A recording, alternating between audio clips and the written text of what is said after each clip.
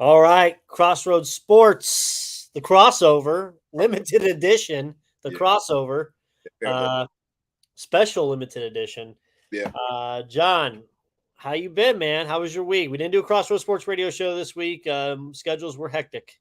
yeah. Schedules were hectic, and anybody knows about the thing that me and Brandon still have regular jobs that we are committed to, professionals committed to, but we also, professionals committed to delivering sports from our local market and from me and Brandon's takes weekly. So we decided we haven't done a crossover in quite some time. Mhm. So we decided, hey man, why don't we jump on?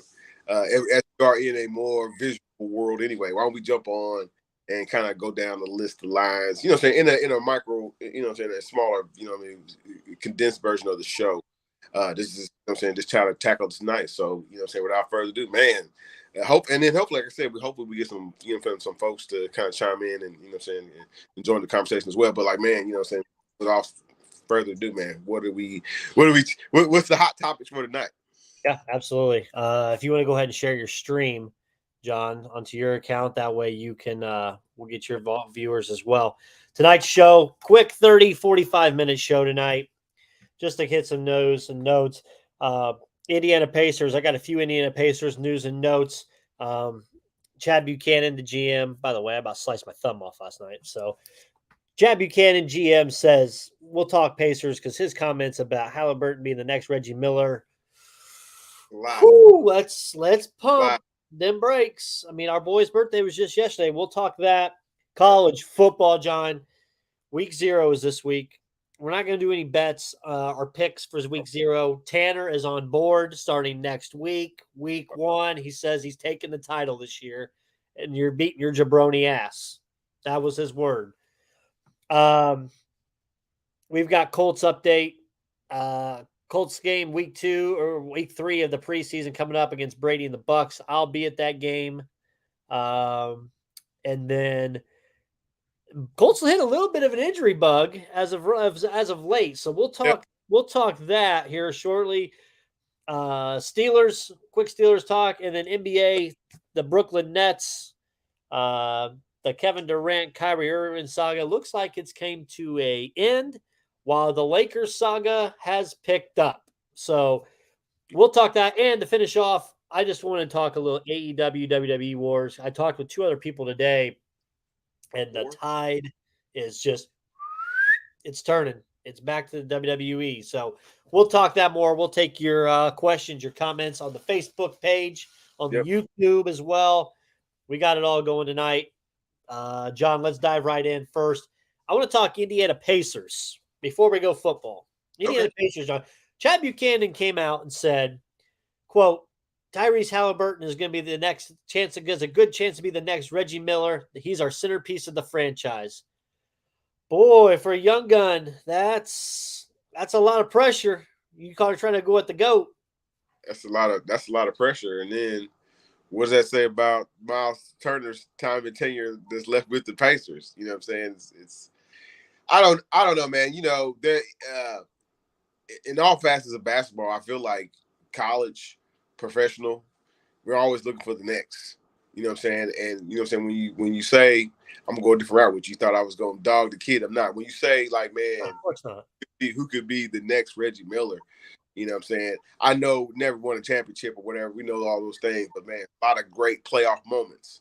A lot of great playoff moments and against some great playoff Hall of Fame caliber team. The Knicks, with Patrick Ewing and the Bulls with Michael Jordan. Uh, so but to put that, then you got to be careful. So the talent is there. We see that the talent is there. You know what I'm saying? Right. A lot of talent with that kid. That kid could probably play both guard positions in this small bar area. Probably can play a little small forward. But he's our premier. You know what I'm saying? The main ball handler they have, and probably they're probably is 1A 1B scorer, right? You know what I mean? So and you gotta like again the trade grade and like what happened when Sabonis left versus what we got in return. Still, I don't know. People feel like because we got the younger player, we being the Pacers, that they won that trade. But Right. again, you have to. you know what I'm saying, to compare it to somebody like Reggie Miller, man, to get to the point, man, you got to get to the playoffs. You gotta win important ball games. You gotta win, you know, on the road. You know what I'm saying, against a team that you're not necessarily favored against, man. So again, all the flashy little stats are great, but you know what I'm saying, ultimately Reggie Miller is one of the, though not a championship on his ring on his finger, one of the greatest winners in NBA basketball that we've ever seen. You know what I'm saying? That's not me being a homer. That's just me telling the truth. So you got to win basketball games, and right now, you know what I'm saying, Tyrese Halliburton has all the talent. He just had not. He hasn't won any basketball games. Right. I think I don't have a problem with him calling it. I just think that's a lot of pressure you're trying to put on the young man. This team, we're trying to talking about the centerpiece, and I know Reggie during his early years they had a horrible team back when he first came out in 788. So I can see the resemblance a little bit. But this team, you know, are they going to be exciting to watch this year? Yeah, I think so. Am I happy that with Bally Sports Plus is finally coming out with an app this year that you got to pay $23 a month or $19 a month to watch your Pacers? I ain't happy with that, but I mean, I'll do it because I mean, I want to be able to catch the season this year. Right. So it's the team's got potential. I don't know because let's look at last night. I go to bed last night. You know, it's a quiet news night. I won a big parlay on Major League Baseball, so I felt good. Went to bed. I woke up, go to the restroom. I look at my phone, and the Lakers made a trade right as soon as I went to bed, trading Horton Tucker to the Jazz for Pat Bev. Yeah. So Pat Bev's on this team, which it's a little shocking to me, and they still don't know what's going to do with the Russ Westbrook because now they got three options: they can trade him, they can play him, or they can do what Houston did and just send his ass home until his contract's up. So at that point, you know, and with Kevin Durant staying as a net and that kumbaya, whatever you want to say happened there, I think it's more the owner saying, you're under contract 4 more years. Guess what? You're staying here. You're playing here. I think with that happening, the Lakers now got to kind of look at Indiana and be like, hey, yo, can we get Buddy Hield? You know, before Justin West. You know, the Pacers seem infatuated with keeping Miles Turner and making it happy. Maybe they smoothed it over with Miles and said, hey, you know what? We only had like a 30% chance to get Ayton. It didn't happen. We love you. I don't know. It won't happen. But with Russ, what's going to happen? If the Pacers, they want to take on that deal to make themselves a little cap friendly and prepare themselves for another year down the road. Yeah. Or do the Lakers stand pat and use him for the season or send his ass home? Just look at it. I don't think it's a good fit, and it didn't look like the pieces that they have wanted to fit with, regardless of what is on the line. Championship, we get it. Laker dynasty, get it. But it didn't look like Russell Westbrook or LeBron wanted to adjust their basketball games to fit. I mean, they're both too long in the tooth to do that anyway, man. You know what I mean? They can't teach your old dog new tricks. You know what I mean? So it doesn't work. It didn't work out. It's not going to work out on the court. That doesn't mean Russell Westbrook is a bad player. Right. It doesn't work out with this team. Doesn't fit the system. It doesn't fit. Right. It doesn't fit the system, the triangle. Right. You know what I mean? If we were talking Bulls basketball, it doesn't fit the triangle. So, listen, man. I think a deal is still out there for Russ. Does he want to play a half a season or whatever commitment to Indiana or something like that? I don't know. It might, because again, the Knicks don't. I know I'm pulling. The Knicks don't want to trade 6-7 first round picks to Utah. That's his price too high. You know what I'm saying, for Donovan Mitchell. Will the Knicks do a deal in a buyout situation or even in a trade situation for Russell Westbrook? They absolutely will. But, you know what I'm saying, all these things kind of these moving parts kind of got to just happen, man. You know what I'm saying? But that trade is out there. Not just, it would be Miles Turner. It won't be Miles. It will be Miles Turner and Buddy Hield for Westbrook's contracts and maybe something else. Maybe if they can put another cherry on top for the Pacers, I think that deal goes down. The Knicks, you talk about the Knicks, they offered Evan Fournier, Obi Toppin, and 5 future No, first round picks for Donovan they Mitchell. said no. I would if I'm you know how Danny Ainge rolls, man. He ain't Oh, I taking. know. That's not what he wants. I no, and really, realistically, man, only Danny Ainge and that brain trust I of was the going to ask you, do we even know what he wants? yeah, nobody knows what he wants, man. But knowing what we know, coming out of what he kind of put together. And I'm gonna say kind of he put together, he just didn't see it through, right?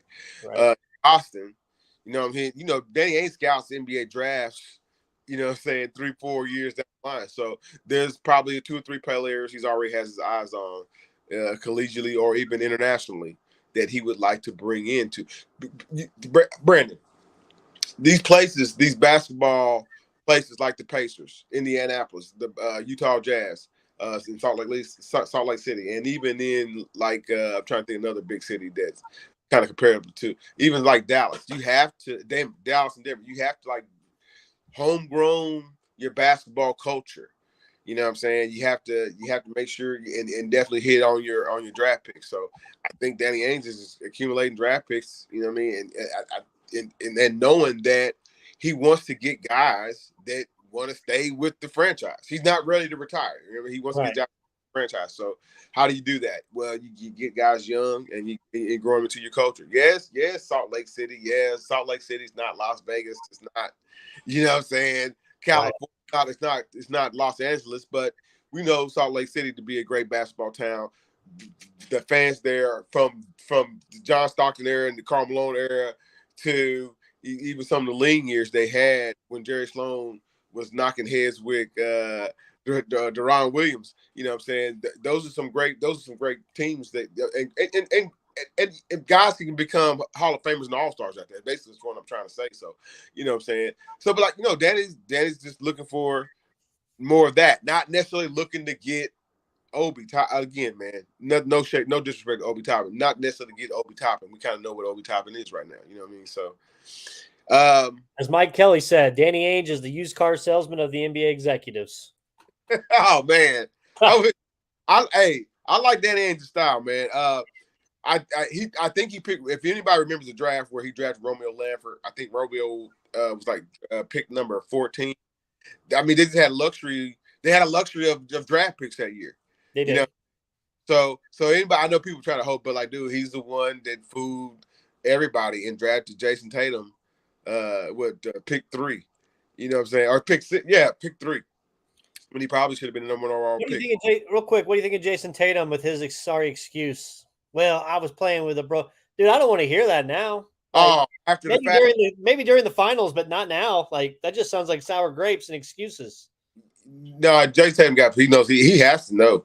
He has to play better. He has to know he has to play better. But why is he coming out with an excuse now?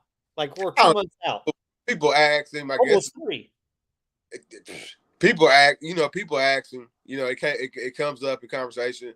You can't explain turnovers. The ball's supposed to be in your hand, but you can't say, "Well, I effed up by turning the ball over off." Off my knee. You know what I Right.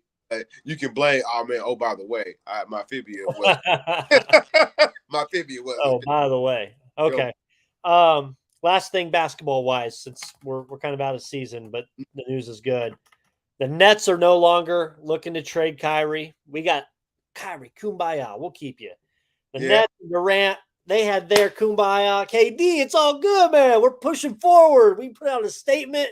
We met together in the quote boardroom. We're pushing forward. Wow. But no, you forget the leak. Then it leaked out that he asked for the general manager to be fired. Yeah. He The being kept. coach. He asked for the coach to be fired. And he basically, it was the whole Kyrie and him, saying they wasn't seeing eye to eye because he wanted Kyrie to go away. Right. So I don't know, Brandon. This is very fascinating part of sports, man. This is when it comes to Kevin Durant, it's always undiscovered. No, I'm saying uncharted waters, right? Things that people in the past have done, but done a little bit more smoothly, right?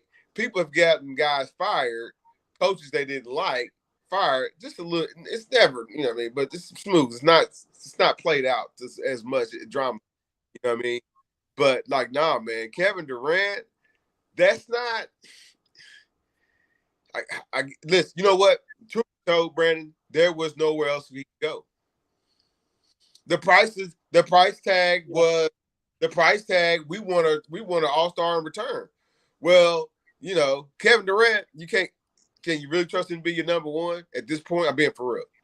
Can you really trust Kevin Durant to be? I know you be like Brooklyn, if he just had his foot on the toe. Well, he didn't have his foot on the toe. I don't think Kevin Durant, number one talent, doesn't want to be the number one leader to take the responsibility if we go further and we win a championship. He doesn't want to be that guy. He just wants to score 35 to 45 points. You know what I'm saying? He doesn't want the leader. He doesn't want to carry the water. He doesn't want to be a leader. You calling out KD? You trying to get him on the show? I mean, I ain't trying to call him out, man. Again. But that's just the truth. I think he's got a little more competitive spirit in him. The deals he wants is where, saying with the Kevin Love deals, where we sent XYZ players we can't even remember to Minnesota for Kevin Love to Cleveland. He wants to deal where he can go team up with Chris Paul and Booker and whoever else. Oh, and by the way, all they lost was Cam Johnson, and he wants to play DeAndre Ayton too. He wants to play with an all-star team. He was spoiled by the Golden State Warriors, but he should have stayed with the Golden State Warriors, Kevin. He should have, for sure. Absolutely. Okay.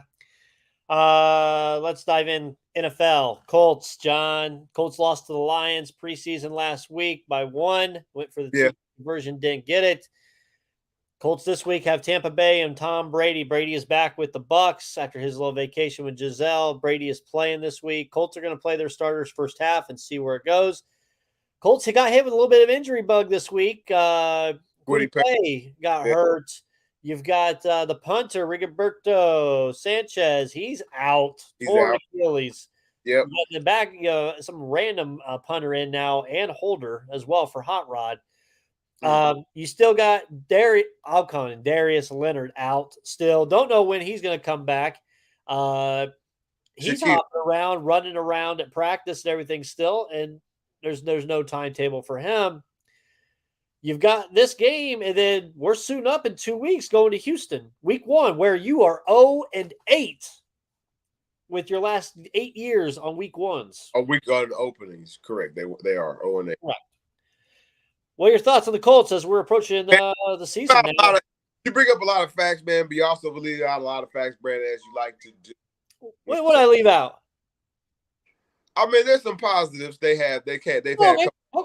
Matty Ice, looking good, looking great. You're going to have a healthy Jonathan Taylor. The wide receiving core still looks like shit. I'm sorry. You just lost your tight end.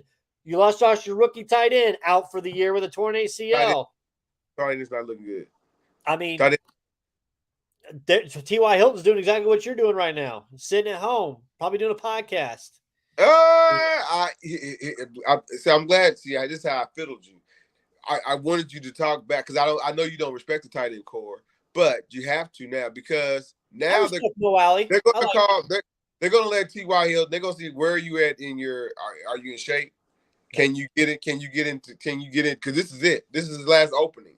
This is his last opening. You see that? I'm sorry, bad with visuals. This is his last opening. I think T.Y. Hilton will be a Colt back. Well, he's a Colt rat, but I think I think back with the roster by week 3. Let me give you some names. You tell me if any of these you could see being Indianapolis Colts. Okay. Give me 1 second here.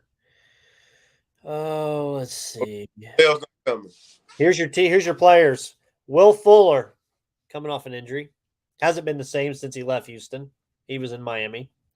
T.Y. Hilton, Cole Beasley, 33 years old. Emmanuel Sanders, 35 years old.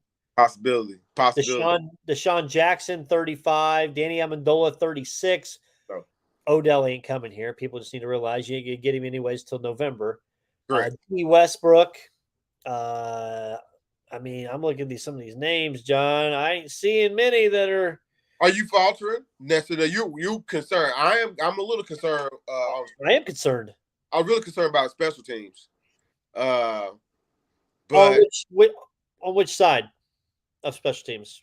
with the Colts, with the kicking team, The field goal team or the punting team? punting team. Okay, yeah, I am too. Uh, Rigoberto, I heard it on the radio this morning. Like, I don't think he got as much credit as he should have for filling in for McAfee, and the fact that the dude has only had uh like 30 some touchbacks in his 5 years, 6 years. That's a little weird, but you need those kind of statistics to Right. to get to get to a Super Bowl, especially if you're a team that isn't overly blessed in positions at quarterback or running back or wide out. We have a great running back. Our quarterback's a little aged in too, you know what I'm saying? But you gotta have that those specialty nick players. So I think it's a little concerning. It is a little concerning that they took that hit in special teams. But I still like what they put out there. I still like what was going to eventually come back onto the team with that meaning Darius Leonard, Shaquille Leonard. At some point, you get his presence back together. Quiddy Pay, I do believe is he's going to miss the next couple of days. He's going to miss some practice for sure. Right. But it's not a season-ending injury. How about Ryan Kelly? I mean, Ryan Kelly's out with COVID. I mean, we still got to deal with this with these players. It's no crime. It's no crime to get COVID. but you see how easily it is. Like, imagine this is next week. I mean, he's out week 1. There's different protocols now. So like now, guys, it's 5 days now. Right, it's 5 days. If you have to self-report your symptoms, and then you get after 5 days you get tested again. But I mean, as I'm saying, if he did it today, did it today, so he's going to miss this week's game. You could easily just miss your starting tackle or your starting guard or whatever. Your center. Hey, that's one thing we can note is that the Colts. I know nobody gives a damn, but the people when they know better know that offensive lines is what kind of run football. The Colts are great, still one of the top 5 offensive lines in the league. So we have guys that can move over. Our alumni homie, Danny Fincher, right? It plays basically all positions. Brandon, he played. I didn't even know he played center. Oh yeah.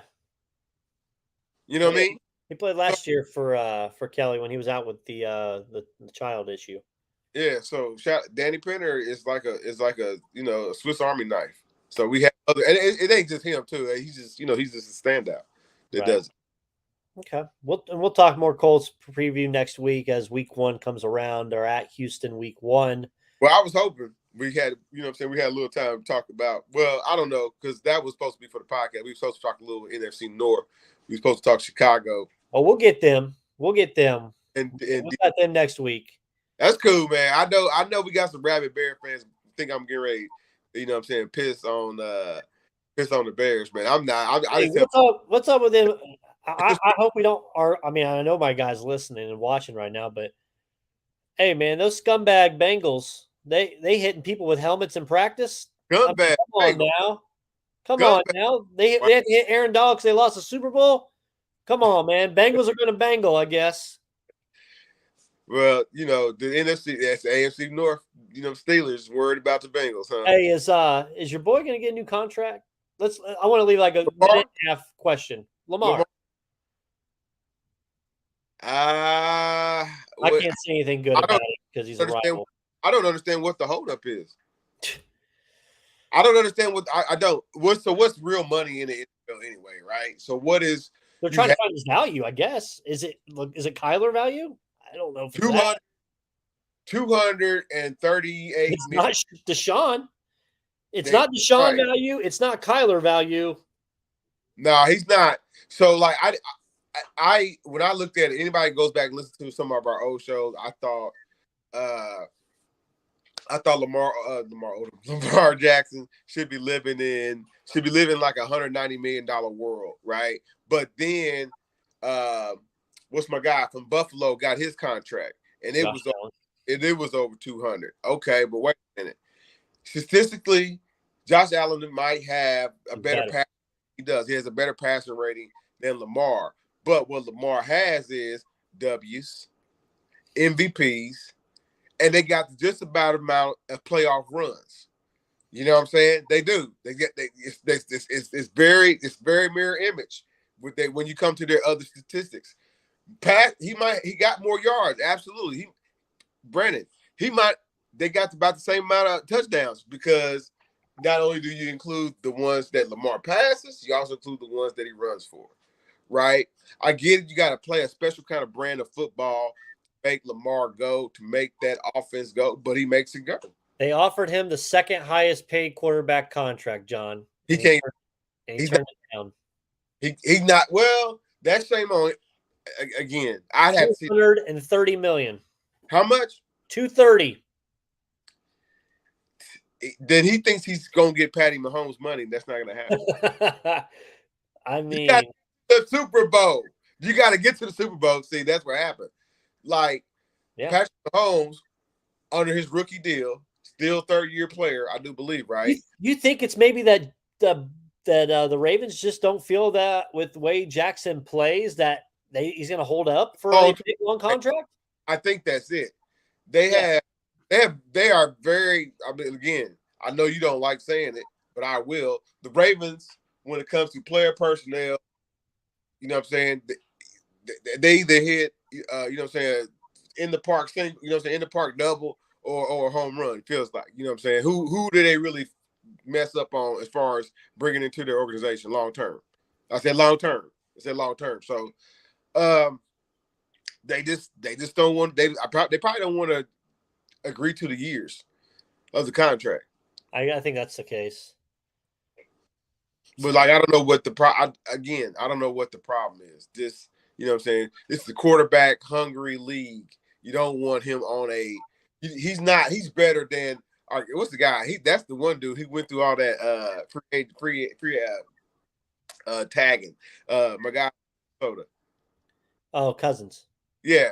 Kirk Cousins, when he played for how many years he played for the Washington team, and they tagged him every year. Every year he made a amount of money, but it was never like a big time contract over years and years and years. So Lamar's better than that, though. Lamar is better. I also kind of think that maybe, but here's the thing. I know maybe they offered, I think Baltimore offered him $230 million, but it had to be a short amount of years that Lamar wasn't happy with.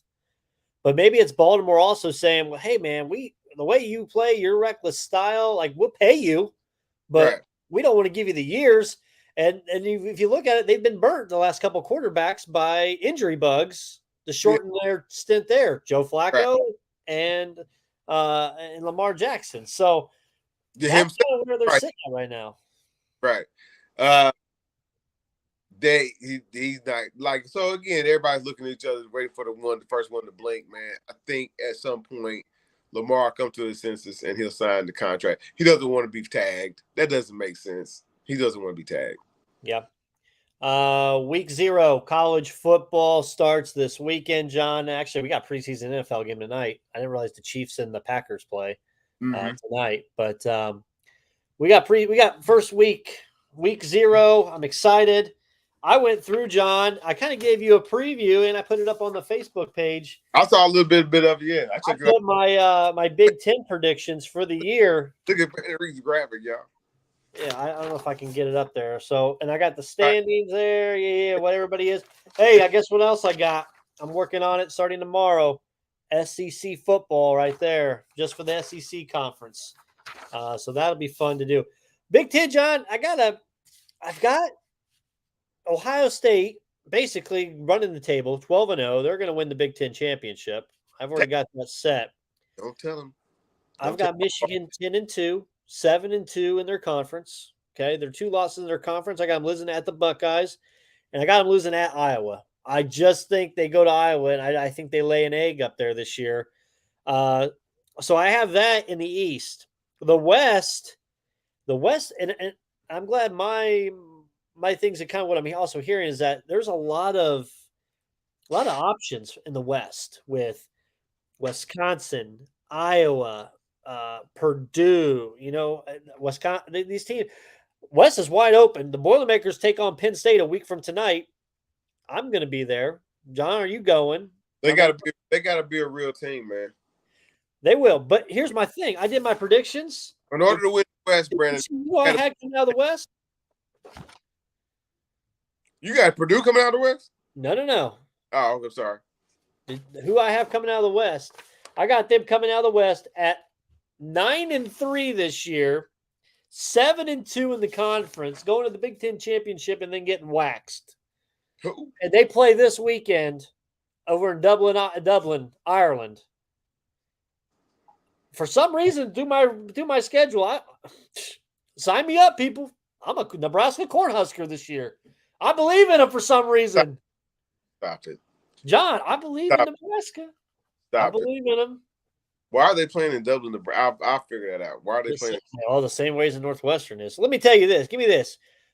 First game of the year, Nebraska Northwestern. I know it's a crapshoot. You don't know what the hell to expect in this game, especially with it being played over there. So I'm going to go ahead and say, you know what? If I like Nebraska, I'm going to pick Nebraska in this game. Then they're home against North Dakota, excuse me. That's a win. They play Georgia Southern. That's a win. They take on Oklahoma up in Nebraska. I think Nebraska gets clipped by Oklahoma. Pre-game.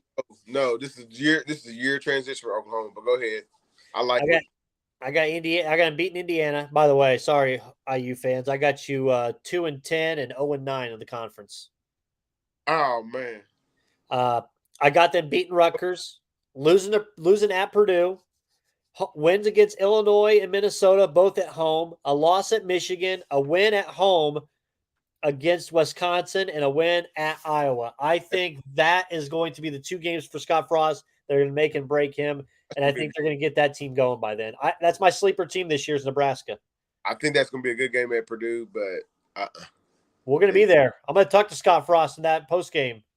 Bet I'll be there with you.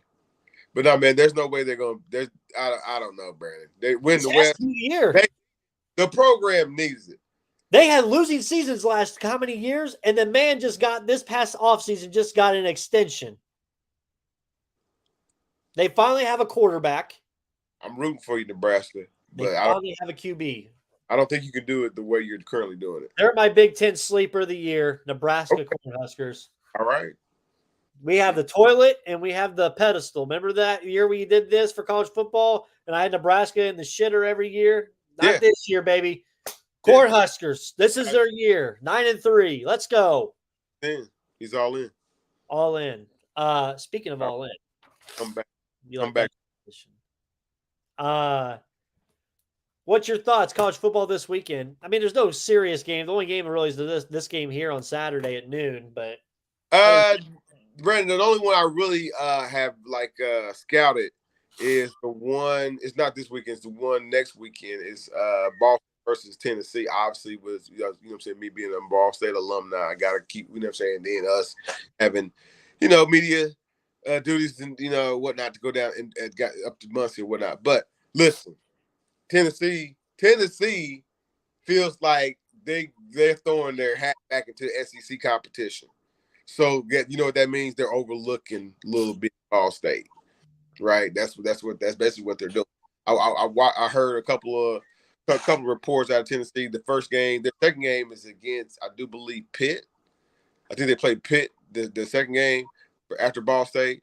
That's the game where they feel like, well, if Tennessee's looking to blow out Pitt, that's what they want to do. They feel like that's a statement game for them. Meanwhile, they're overlooking the little opponent, Ball State. Who's in Ball State's a year of transition. But again, like I just told you, the strength of Ball State football is their offensive strength of this Ball State football team. The strength of this Ball State football team is running back. This quarterback, we're gonna have to pray on the quarterback situation, Brandon. Okay, we're gonna have to pray on the quarterback situation. You know what I'm saying? There's no Drew Plitz back here. You know what I'm saying? But we definitely got some talent in the wide out core. Definitely got some talent with the running backs. Like I said, offensive line, they'll be pushing guys left and right out there. I got Tennessee together. Don't overlook a list together for our show next week of my top 5 bold predictions for the college football season. Bold. Don't come on here talking about I got Alabama winning the championship. Hell no. I'll tell you. Give me 1 second. I'm kind of concerned about it. I thought USC was going to run through the pack. I don't think that's going to happen now. So here, I'll give you two of my bold predictions. Two of the five. Okay. Okay. And this ain't no Alabama's going to win the SEC and Ohio State's going to be over 11.5 win. Okay, that's not bold. All right. Well, Two of my five bold. I've already given you one really. I think Nebraska's 9-3 this year. I think they win the West I and follow. go to the Big Ten championship game against Ohio State. That's my number one bold prediction. My number two bold prediction is Miami goes 10-2 this year. They win the ACC championship. What? He said bold. He said bold. There's no way, sir. There's no way. John, you kidding me? Look at that schedule. Look at that schedule. The Vegas knows what they're doing. Clemson's back, bro. Are you sure? They lost their coaches. The D coach is still there though. No, he's not. He's at Oklahoma. Venables is at Oklahoma. I'm talking about Clemson. I know. Clemson's defensive coordinator is at Oklahoma. Venables. So long as D coach is there, there's Clemson's fine. The coach. I think he said D coach. No, the coach. John, I'm telling you, you don't trust that quarterback as much as I do. I trust the coach. I trust the program. He's been out of it. He had to adjust to this whole NIL deals. He had to adjust to the ever-changing political, sports, and politics being mixed. Dabo Sweeney was just, it was everywhere with him, Let me go man. through it with you, buddy. Let me go through it with you. Here's how they get 10-2 with a good chance to win the ACC championship. The Hurricanes. They start off first game against Bethlehem Cookham. Give it dub. Okay, of course. Second week, Southern Miss. Dub. That's 2-0. Week 3.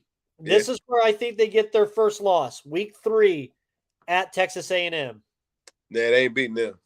Okay. So we're 2-1. Keep track. Okay. Yep. Week 4, you're home against Middle Tennessee. There we go. That's 3-1. Week 5, you're at you're at home against North Carolina. North Carolina ain't saying Mac Brown team. I'm sorry, they're not. Right. It's a new quarterback too. So we're what 4-1, right? You're at Virginia Tech. Virginia Tech is not the Virginia Tech that they used to be. I don't care. You're going to need to play Sandman 30 times against Mario Cristobal and this Miami team. So there's what 6-1. Are we 6-1? That's what you believe they can beat Virginia Tech. 5-1. That's 5-1. Yeah, I do. Okay. Then they're home against Duke, who may be the second worst team in college football this year. I go for that. Then they play at Virginia. Virginia is not good. Not good. Okay, they're the worst. Huh? They're the worst. they would be the worst.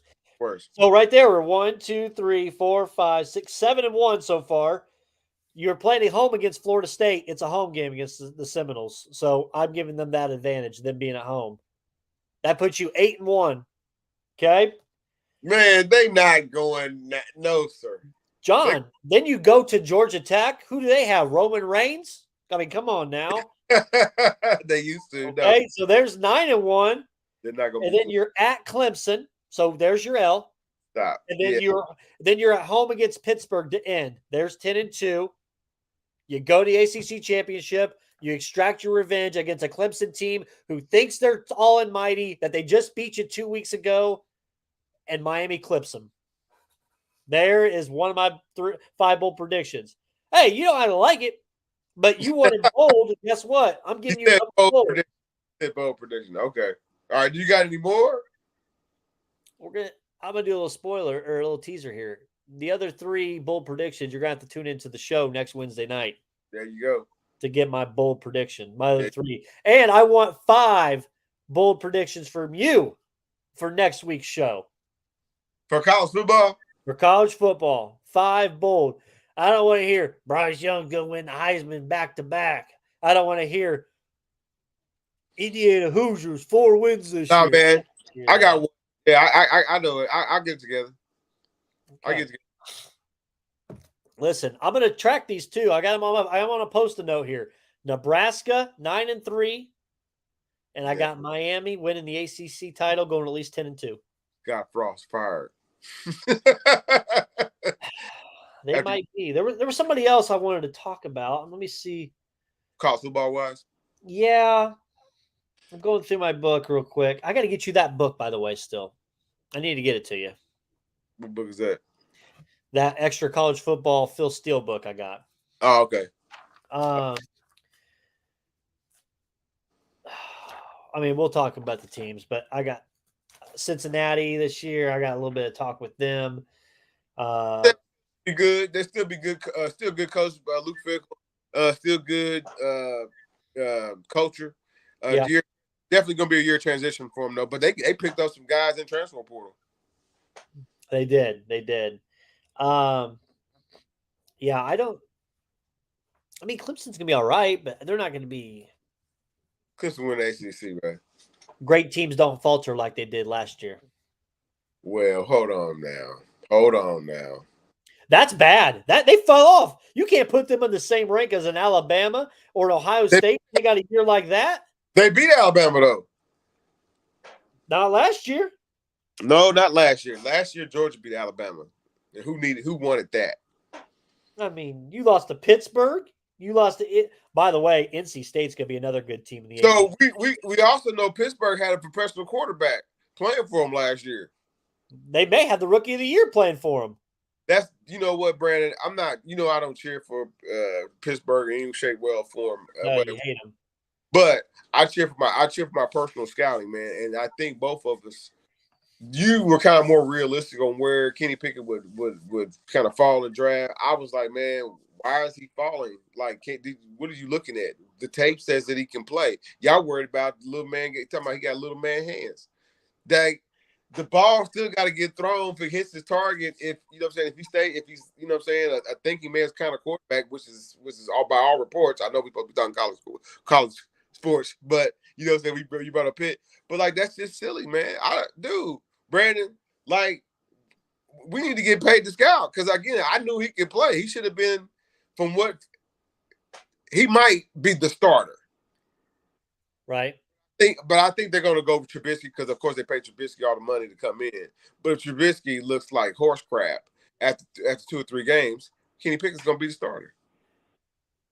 Back to college. I also thought Malik Willis looked good. Malik Willis did look good, but you got to understand, you know what I'm saying, we playing preseason against USFL players. Right, and guys and rookie players, you know what I'm saying. So, at some point, man, if Tannehill don't get his act together, he won't be playing. He won't be the starter. Yeah. Real quick before we get off football, I also thought, I think NC State's going to have a good year this year. From everything I'm reading and hearing from NC State, you got a lot of people, man. This is positive Brandon Reef tonight, y'all, because I haven't heard this guy in so long say positive about NC State athletic or about Nebraska for any time. And again, those programs. Hey, I've been doing my research, man. There you go. NC State. There you go. Yeah, the NC State goes through these periods where they have a really good, you know what I'm saying, football team or really good. But they just don't necessarily have the layers of talent that you need to compete with outside your conference or even if within the conference, man. You know what I'm saying? So, like, nah, man, we shall see. Hey, I'll give you a sneak of one of my 3. I guess I do have a sneak when I can give you of one of my 3 bold predictions for the college football season. Stop it. You saw the T-shirt you're going to get. I'm ordering it for you. Stop it. They're back. Ladies and gentlemen, that's not – it's back to doing what? They're back, baby. Texas? Hey, week 2, we get to see how back they are. Right? Quinn Evers is the starting quarterback. We get to see him go against Nick Saban in Alabama week 2. Hey, do you think after week 2, Texas is going to say, should we rethink this about going to the SEC? Nah, because they just dumb. They don't know. They don't know they're getting exploited. You know what I mean? They don't know that they've become part of. Again, man, Texas is big time football. Brandon, It's weird. They didn't have a first round pick last year in the NFL draft. And that's usually not Texas. You know what I mean? Right. They're gonna have a first round pick when this running back comes from out. He's gonna be, well, he might be a late first round pick, but you know what I'm saying. There's gonna be, and then shout out to Sam Ellinger, backup coach. He's trying to make the team. I hope they don't cut him. But back to Texas this year, stop it. Stop that Texas Longhorn mess. Stop. I'm ordering you a Texas is back shirt. So Are they going? Did they lose to Kansas last year, Brandon? I think they did. Don't be about no Kansas. Don't be telling me about no Texas, man. I can't wait to get back on the podcast next weekend. I can't Twitter this weekend. I can't wait to clown Texas every week. I'm gonna clown Texas. I want Texas. I used to be a believer. That was the, you know what I'm saying, 7 years ago. Now, John, they beat them 57-56, and they were 31-point underdogs. I'm saying that Kansas. Texas gave up on their season, man. They sure did. They back though. They Okay. back. They're gonna win. They're gonna win the Big 12. All right. I say that too loud. Their way out. They do. I mean, let's look at their schedule real quick. Go through it. They play University Louisiana Monroe first week. We'll warm up. They should. Texas is back for that one. Okay. And they go. They're not. I don't think they're at home. I guess they're at home against Alabama. That's going to be. That don't mean nothing. Wow, I can't wait to see what the spread's going to be for that game. Then they play UTSA. That's a game where they could lose to UTSA. The Roadrunners are good. You mess around, lose that game, be out of Texas coach like Charlie. Hey, don't disrespect the Roadrunners. They're a good team. That's what I'm saying. But no, they ain't supposed to lose. They ain't supposed to beat Texas. I mean, they good. Then they go at Texas Tech, home against West Virginia, against then you have the Cotton Bowl against Oklahoma. Mm-hmm. Iowa State at home, at Oklahoma State, at Kansas State, TCU at Kansas, and then you finish with who won the Big 12 last year, Baylor. Baylor's a little bit of a monster. They had 5 wins last year. Sark, first year. All right, man. So, I'm not a believer, man. Hey, let's finish up real quick. Yeah. Wrestling, AEW, WWE. WWE's on the rise. AEW and their drama on the fall. Last night, John, I was just sitting down to watch, and I thought would be a great match. Wasn't the main event because I thought, hell, maybe this will go an hour. It was a squash match in 4 minutes. What the hell's going on? Nobody knows, man. I didn't do a whole lot of, you know what I'm saying, looking on Twitter or whatever, man. Nobody kind of knows, man. Brandon, I kind of just tune in and kind of you know, I watched the little vignettes that they do on YouTube. I even watched a little bit of AEW Dark. I watched their Instagram for, like, you know what I'm saying, the hot spots. But for the most part, as critical as I am, I have been about WWE storylines. The storylines of AEW, it don't make sense. No. It doesn't even make sense for me to like try to break down to make sense. What's your thoughts on this trios title? Is that really something? You don't need. Why do you have to have 6 people in the ring? Everybody gets a title. Yeah, man. Everybody gets a faction and everybody gets a title in the AEW world. I think I look at more so what Kenny Omega said after match. There was an after-match little thing he did last week. I look at more so at that. Like they really think him and the Young Bucks think they are some type of smarter than everybody else. They want to change how wrestling is viewed and consumed. Okay, that's kind of cool concept or whatever. They think it's a carousel, a smorgasbord, like a carnival. That's cool. You can do that. But if the network who you are selling time to, selling time through in commercialism, if you don't pull in a certain amount of people, the network will tell Tony Khan, owner, dude, thank you, but we're not doing business with you no more because we are in business to keep people viewed to our channel. That's how ratings work. You see what I'm saying? And right now, excuse me, whatever background drama has come out, right? Besides, what I'm saying, besides, CM Punk or whatever, and him calling out the locker room and Heyman Page, it's kind of all spilled out. But the bad booking and bad storyline has always been there. It's been lingered. Well, no, I don't say always. It's lingered over here in like the last 2 years. Yeah, like the last years. So nothing kind of makes sense. You said it. Everybody's got a title. We got a Atlantic Division title. We got a TNT title. FTW title. We got the TBS title. And I'm not saying that at one point when I watch wrestling in its golden age, right, in the classic days of the NWA and even some classic days of WWE, that they didn't have a European Championship, Intercontinental Championship, but it was kind of like, it was spaced. They made sense, and championships matter. Yeah. And now, if hell, remember when Owen Hart, they had the Owen Hart tournament, they walked out with that was a title. Yeah, that was a title.